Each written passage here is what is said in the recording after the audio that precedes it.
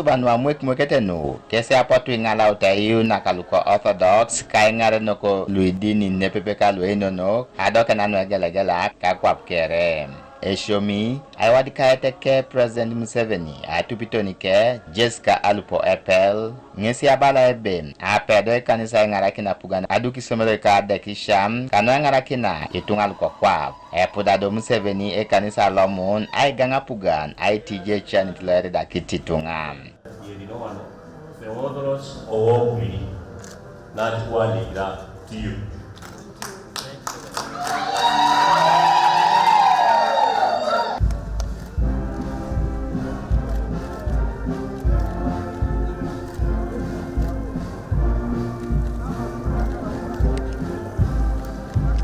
I thank the leadership of Uganda Orthodox Church for inviting me to witness the consecration of St. George and Andrew Church and a secondary school in Remiaga, Sembabule district.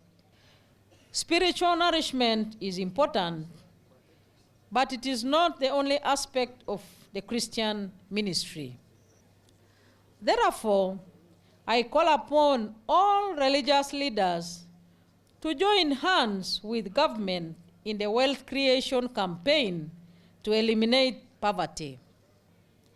It is no longer sustainable for one to live outside the money economy and expect to attain a happy life. Subsistence farming should be eliminated because it is a recipe for poverty and backwardness. Government has rolled out a massive program of the parish development model, which is aimed at increasing productivity and profitability of agricultural output. This will eliminate spectators from the wealth and job creation campaign.